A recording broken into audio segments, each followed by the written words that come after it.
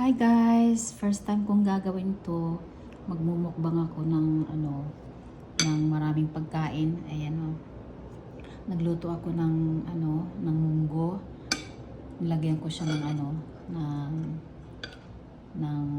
kamatis, tapos siling haba, saka bitter gourd siya. Tapos nagprito ako ng talong, saka may lady's fingers, saka yan isda, may sausawan, saka ito Thousand Island, tapos salted egg. Ayan, salted egg. Tapos nagprito ako ng konting karne. Ayan, sa kanin. Ayun guys. Tapos yun, ang natin, inumin natin pagkatapos ng pagkain.